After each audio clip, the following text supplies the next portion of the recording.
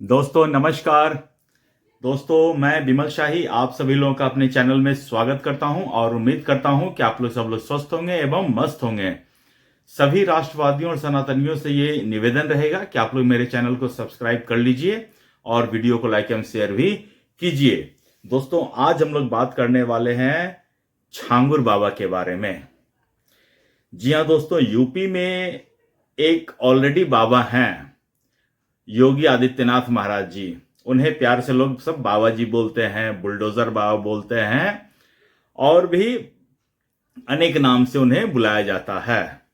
लेकिन अभी अभी यूपी एटीएस ने एक जमालुद्दीन उर्फ छांगुर पीर बाबा को गिरफ्तार किया है और इसके जो काला साम्राज्य था उसको बुलडोजर एक्शन के थ्रू मिट्टी में मिलाया गया है। तो दोस्तों आइए हम लोग समझने का कोशिश करते हैं कि ये नया नया छांगुर बाबा कौन पैदा ले लिया यूपी में और यूपी में इसके खिलाफ सख्त एक्शन क्यों लिया गया है। तो छांगुर बाबा जो हैं वो धर्मांतरण स्पेशलिस्ट हैं। उन्होंने कई संस्था बना रखे हैं और उन संस्थाओं को विदेश से जबरदस्त फंडिंग होती है। अमूमन 40 संस्थाएं उन्होंने बना रखी हैं और इन 40 संस्थाओं को टोटल जो डोनेशन इनको मिला हुआ है, फंडिंग मिला हुआ है, वो करीब 100 करोड़ के आसपास की है। ये अकाउंटेड मनी है जिनकी गिनती हो रखी है। अनअकाउंटेड और कितने हवाला के थ्रू पैसे आए हैं और कितने इन्होंने अलग अलग जगहों पे फैला रखा अपना जंजाल, ये अभी जांच का विषय है। तो एटीएस तो जांच कर ही रही है, अब इसमें ईडी भी जांच करने के लिए उतर आई है। पता तो चले कि ये छांगुर पीर बाबा कौन सी खेत के मूली हैं। तो दोस्तों इनके खिलाफ जब शिकायत की गई कि ये धर्मांतरण का रैकेट चलाते हैं और हिंदू लड़कियों को इस्लाम में कन्वर्ट कराने के लिए इन्होंने लव जिहाद का तरीका अपनाया था। ये लड़कों को अलग अलग रेट देते थे कि अगर तुमने किसी ब्राह्मण हिंदू लड़की को फंसाकर लव जिहाद के तहत शादी किए और उनका धर्मांतरण करवा देते हो तो हम तुम्हें 15 लाख देंगे। इसी तरह क्षत्रिय का करवाते हो तो हमें 20 लाख देंगे।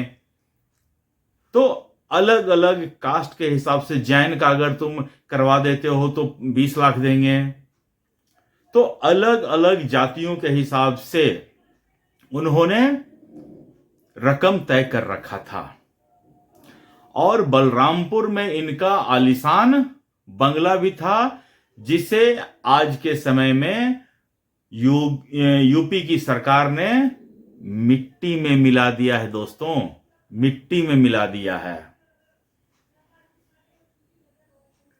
यूपी में रहकर अगर तुम शराफत से नहीं रहोगे और योगी आदित्यनाथ से पंगा लेने की कोशिश करोगे तो मिट्टी में मिलना तय है। दोस्तों इससे भी बड़ी बात यह है कि यूपी में 10 साल से महाराज जी का शासन है और 10 साल से महाराज जी ने अनेकों माफियाओं को मिट्टी में मिला दिया है। ये तो आप लोग सब जानते हैं। गाड़ी पलट गई है बड़े बड़े माफियाओं की, ये भी सब जानते हैं। फिर ये जो है छांगुर बाबा, इसकी इतनी हिम्मत कैसे हो गई कि यूपी में रहकर यह धर्मांतरण रैकेट चला रहा था। आखिर इसको किसका संरक्षण प्राप्त था, ये भी विषय जांच का है। यूपी में रहकर दोस्तों सोचिए, यूपी में रहकर योगी आदित्यनाथ की सरकार है, उसके बाद ये आदमी इतना बड़ा रैकेट चला रहा है और इसके खिलाफ मतलब बिना कोई सोचे ही उसके घर पर बुलडोजर चल गया। सोचिए इसने कितने इलीगल तरीके से अपना आलीशान महल बनवा रखा था। और दोस्तों शुरुआती जांच में आई है कि इनका जो है भारत के अलग अलग हिस्सों में प्रॉपर्टीज हैं, पुणे में, बेंगलोर में, आंध्रा में, तेलंगाना में, हर जगह इनका फैला हुआ है। आखिर अगर किसी का धर्मांतरण करवाते हैं तो अपने घर में रखेंगे नहीं, उनको दूसरे लोकेशन पे शिफ्ट करते हैं ताकि कुछ दिन जब मामला ठंडा हो जाए तो फिर इधर उधर हो।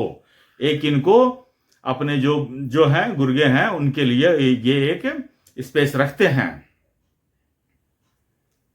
तो अब इसकी पूरी जो है संपत्ति आइडेंटिफाई होनी चाहिए और इसकी पूरी जो है चल अचल संपत्ति है वो मिट्टी में मिला दिया जाना चाहिए। ये हमारी योगी आदित्यनाथ सरकार से, बाबा जी से सबसे पहली डिमांड है। दोस्तों इन्होंने अपने नाम में लिख रखा है छांगुर पीर बाबा। सोचिए ऐसे ही छांगुर पीर बाबा आगे चलकर चांद मियां की तरह पूजे जाएंगे। इनकी भी कहीं दरगाह बनेगी और लोग वहां माथा टेकने के लिए जाएंगे। इसी तरह के छांगुर पीर बाबा के जैसे लोग। अब जब इनके ऊपर कार्रवाई हो गई है, इनकी गिरफ्तारी हो गई है, तब ये कार्ड खेल रहे हैं। क्रेडिट कार्ड वाला नहीं, विक्टिम कार्ड वाला कार्ड खेल रहे हैं। बताइए, अब मुसलमान को इस देश में इतना भी अधिकार नहीं है कि धर्मांतरण का रैकेट चला सके।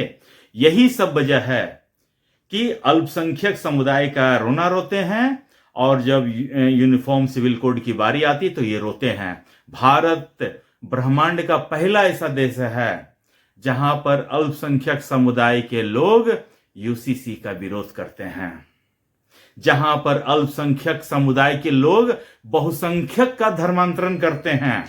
कहीं आपने और सुना है? बहुसंख्यक अगर अल्पसंख्यक का धर्मांतरण करवाते हैं, जैसे पाकिस्तान में होता है, बांग्लादेश में होता है और मुस्लिम कंट्रीज में होता है, तो समझ में आता है। लेकिन भारत ब्रह्मांड का एक ऐसा देश है जहां अल्पसंख्यक बहुसंख्यकों का जबरन धर्मांतरण करवाता है, और जबकि इस देश में अभी दो प्रखर हिंदू हृदय सम्राट भारत में नरेंद्र मोदी और यूपी में योगी आदित्यनाथ की सरकार है, तब उनके नाक के नीचे ये धर्मांतरण का रैकेट चल रहा है। इसीलिए अल्पसंख्यक समुदाय के लोग एंटी कन्वर्जन लॉ का विरोध करते हैं। सोचिए, भारत ब्रह्मांड का पहला ऐसा देश है जहां अल्पसंख्यक एंटी कन्वर्जन लॉ का विरोध करते हैं। कहीं आपने ऐसा सुना है?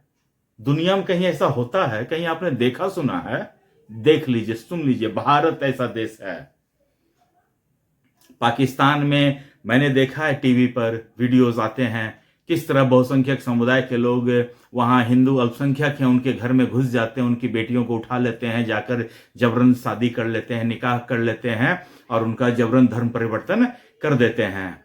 आज़ादी, जब पाकिस्तान को आज़ादी मिली थी 1947 में, तो उस समय भी पाकिस्तान में करीब 10% हिंदू थे, 14% इनफैक्ट हिंदू थे, जो कि आज घटकर 1% रह गए हैं। कितने मैंने वीडियो देखा है कि दो हिंदू भाई, एक पाकिस्तान में रह गया, एक हिंदुस्तान में रह गया। हिंदुस्तान वाला भाई अभी तक हिंदू ही है, पाकिस्तान वाला भाई हिंदू से मुस्लिम में कन्वर्ट हो गया है। कितने मुस्लिम जो बंटवारा के समय में भारत में रह गए थे, उन्होंने हिंदुज्म को में जबरन कन्वर्ट किया गया है। बताइए गिनती। आपको गिनती से भी एक नहीं मिलेंगे, जबकि पाकिस्तान में 10% से 1% पर आ गए हैं। इतना कन्वर्जन हुआ है वहां। और कन्वर्जन कोई शौक से होता है? जबरन होता है। लेकिन भारत में ये 10% थे और 90% वालों को ये कन्वर्ट कर रहे हैं। सोचिए, इनकी मानसिकता सोचिए, इनकी हिम्मत की तो दाद देनी पड़ेगी। और इनके लिए बड़े बड़े वकील नेक्स्ट डे से ही सुप्रीम कोर्ट में पहुंच जाते हैं इनकी पैरवी करने के लिए। कौन है ये लोग, कहां से आते हैं, कौन इन्हें इतनी फंडिंग देता है? ये सब क्वेश्चनेबल थिंग है। दोस्तों, हमें जागरूक ही रहना होगा। जागरूकता ही हमें इस तरह की एक्टिविटी से हमें बचा सकता है, क्योंकि सावधानी हटी दुर्घटना घटी। तो हमें हर कीमत पर अलर्ट रहना है और ऐसे लोगों से सावधान रहने की जरूरत है।